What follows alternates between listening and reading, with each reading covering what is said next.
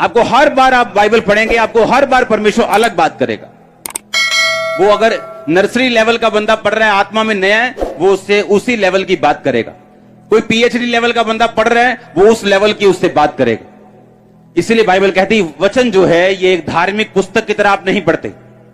वचन जो है आप जीवित परमेश्वर के वर्ड्स की तरह आप इन्हें पढ़ते हो। हालेलुया। आप जानते बाइबल कहती परमेश्वर ने जब सब कुछ वचनों के द्वारा बनाया और उसके बाद आदम को मिट्टी से गूंथा और उसके अंदर जीवन का सांस फूंक दिया। बाइबल कहती जब जीवन का सांस आदम के अंदर फूंका तो आदम जीवित हो गया। और बाइबल ऐसा भी कहती है कि जितने वचन बाइबल में लिखे हैं परमेश्वर के, वो परमेश्वर की सांस पाए हुए हैं, वही सांस जो आदम के अंदर डाला गया था। हालेलुया। वो सेम सांस।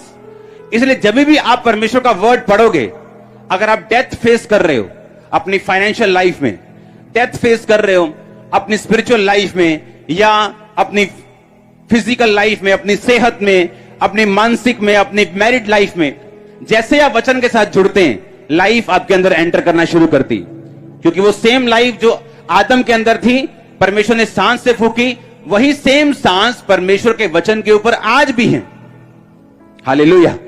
इसलिए जो लोग रोज वचन पढ़ते हैं वो इस बात को नोटिस करेंगे कि जब भी वो वचन को पढ़ते हैं, जो वचन से पढ़ के उठते हैं, उनको ऐसा लगेगा जैसे उनकी आत्मा ने कुछ खाया है। जैसे शरीर कुछ खाता है तो बल फील होता है, उनको ऐसा लगेगा कि उनकी आत्मा ने कुछ खाया, उनकी आत्मा स्ट्रांग हुई है इस वचन को पढ़ने के बाद। हालेलुया। अपने पड़ोसी को बोलो वचन को पढ़। ऊंची आवाज में बोलो, रोज पढ़। बोल, फिर से बोलो अपने पड़ोसी को, बोलो रोज वचनों को पढ़, उस पे मनन कर। उसके बिना कुछ भी पैदा नहीं हुआ, ना ही उसके बिना आज कुछ पैदा होगा। अगर तू चाहता है, चाहती है कि तेरे जीवन में कुछ पैदा हो, तो वचनों को पढ़। तारीफ करो जोर से।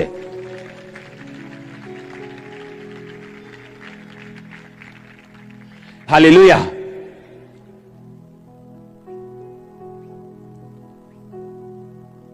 आप जानते हैं मसीह में लोग आते हैं और मोस्टली लोगों की लाइफ में गवाहियां बनती, मोस्टली, मतलब अब 99 से भी ऊपर परसेंटेज लगा लो।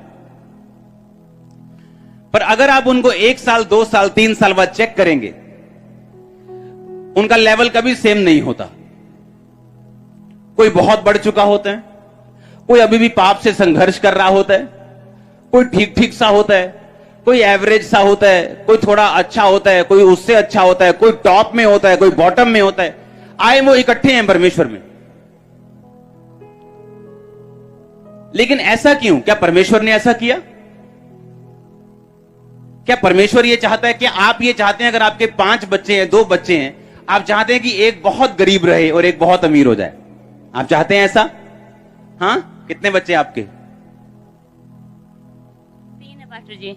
अच्छा 3 है, तो आप चाहते हैं कि तीनों ब्लेस्ड हो? यस। एक उनमें अगर गरीब रहो तो अच्छा चलेगा? नहीं चलेगा? पक्की बात है। आप सोचो एक इंसान, बाइबल कहती जो बुरा होकर भी अपने बच्चों को अच्छी वस्तुएं देना जानते हैं। हम क्रिश्चियन हैं, हम अच्छे लोग हैं। अच्छा एग्जाम्पल दे रहा हूं। हालेलुया। आप समझ रहे मेरी बात?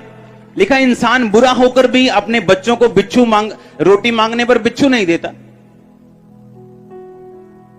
तो कहता है परमेश्वर अपने बच्चों को गलत चीजें क्यों देगा, या वो अपने मांगने वालों को अच्छी वस्तुएं क्यों ना देगा?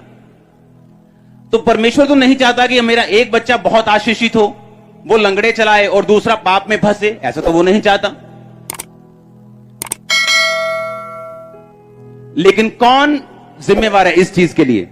मैं आपको बताता हूं कौन जिम्मेवार है। दूसरा राजा उसका 6 बाब उसकी 1 आयत को पढ़ेंगे। भविष्यद्वक्ताओं के चेलों में से किसी ने अलीशा से कहा, यह स्थान जिसे हम तेरे सामने रहते हैं, जिसमें हम रहते हैं, वह हमारे लिए छोटा है। हम यरदन तक जाएं, वहां से एक बल्ली लेकर वहां अपने लिए रहने का एक स्थान बनाए। उसने कहा, अच्छा जाओ, ठीक है, बना लो। तब किसी ने कहा, कृपया अपने दासों के संग चल। उसने कहा, ठीक है, मैं चलता हूं। अलीशा उनके साथ गया और वो यरदन नदी के किनारे पहुंचकर लकड़ी को काटने लगे। और जब एक जन बल्ली काट रहा था तो कुल्हाड़ी बेंट से निकलकर जल में गिर गई, इसलिए वह चिल्लाकर कहने लगा, हाय मेरे प्रभु, वो तो मांगी हुई थी। परमेश्वर के भक्त ने पूछा, यानी अलीशा ने कहा, वो कहां गिरी? और जब उसने वो जगह उसको दिखाई तब उसने एक लकड़ी काटकर उस पानी के ऊपर डाल दी और लोहा पानी के ऊपर तैरने लग गया। उसने कहा, उठा ले। तब उसने हाथ बढ़ाकर उसे ले लिया। आप इमेजिन करो, एक ऐसा प्रॉफिट, एक ऐसा नबी, एक ऐसा परमेश्वर का दास जो इतनी पावर और सामर्थ्य रखता है कि लकड़ी डाली तो पानी पर लोहा तैरने लगा, जो इतनी पावर रखता है कि हील कर सकता है, जो इतनी पावर रखता है कि पानी दो भाग कर सकता है। लेकिन आपको मालूम वो किस सिचुएशन में रह रहा है? बाइबल कहती, परमेश्वर ने कहा 7 साल तक अकाल पड़ेगा। ये उसी अकाल का टाइम था। और अलीशा के चेले कह रहे हैं कि हमारे पास रहने के लिए स्थान नहीं है, कुछ घर बना लें। कहता, बना लो। कहता, जब वो घर बना रहे, लकड़ी काट रहे थे तो कुल्हाड़ी बेंट से निकलकर वो लोहे वाला हिस्सा पानी में गिर गया। और अलीशा का सेवक कहता, वो तो मांगी हुई थी, मतलब उनके पास इतना भी पैसा नहीं था कि उस कुल्हाड़ी को खरीद सकें। लेकिन आपने कभी भी उस टाइम पर भी अलीशा को परमेश्वर की निंदा करते नहीं सुना होगा। आपने देखा होगा एलिया के टाइम में अकाल पड़ा 3 साल, हां या ना? अलीशा के टाइम में 7 साल पड़ा।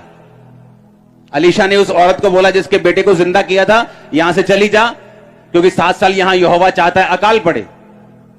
मैं ये चाहता हूं कि आप अपनी लाइफ को एनालाइज करें, इसको जांचें, इसको परखें कि क्या अकाल के दिनों में, क्या उन दिनों में जब परमेश्वर आपकी जिंदगी में साइलेंट है, वो बोल नहीं रहा, आपको लग रहा है मेरी प्रार्थना को सुनना नहीं जा रहा, आपको लगता है मेरी जिंदगी के दिन संघर्ष भरे हैं, ये लड़ाई भरे हैं, कलेश भरे हैं, तो मैं ये चाहता हूं, क्या तब भी क्या आप परमेश्वर पर ध्यान कर रहे हैं? क्या बाइबल पढ़ रहे हैं? नहीं तो अकाल के दिनों में लोग परमेश्वर से जब हटते हैं तो सामर्थ्य चली जाती। अकाल के दिनों में भी उनमें इतनी सामर्थ्य थी, बाइबल कहती है जब लकड़ी काट के डाली गई, वो लकड़ी क्रॉस को रिप्रेजेंट करती है कि जहां पर क्रॉस को इंट्रोड्यूस किया जाएगा, जहां पर क्रूस की कथा सुनाई जाएगी, जहां पर क्रूस के बारे में बताया जाएगा, वहां लोहा पानी में तैरेगा, यानी असंभव काम वहां संभव होंगे। वहां लंगड़े चलेंगे, अंधे देखेंगे, वहां कोढ़ी शुद्ध होंगे, हाँ वहां बहरे सुनेंगे। आपने सुना कि नहीं सुना? हाँ, वहां दुष्ट आत्माओं के रोगी आजाद होंगे, बीमारियों के रोगी आजाद होंगे, वहां लोग बनाए जाएंगे, उनके काम बनेंगे। आपने सब टेस्टिमनीज को सुना है, हाँ या ना? और बाइबल कहती जहां पर भी लकड़ी को उन्होंने काट के डाला, वो लोहा पानी पे तैरने लगा। वो लकड़ी क्रूस को रिप्रेजेंट करती, वो लकड़ी क्रूस को दिखाती। लेकिन मैं आपसे एक क्वेश्चन पूछना चाहता हूं, क्या अकाल के दिनों में भी आपका उस क्रूस पे विश्वास है या नहीं? क्योंकि अकाल के दिनों में अगर क्रूस पे विश्वास नहीं है तो लकड़ी, वो जो लोहा है वो लकड़ी की तरह तैरेगा नहीं, पानी पे तैरेगा नहीं, वो नीचे डूबा रह जाएगा। इमेजिन करो, उस गरीबी में भी, उस अकाल में भी अलीशा ने अपना आपा नहीं खोया। अलीशा ने कमाई करने का कोई दूसरा 2 नंबर का जरिया नहीं निकाला। उसने नशा बेचना शुरू नहीं कर दिया कि मेरे घर में तो खाना नहीं चलता जी, मैं तो नशा बेचे बिना हम रह नहीं सकते। अरे मांग कर खा लो, इससे अच्छा, नशा बेचने से अच्छा।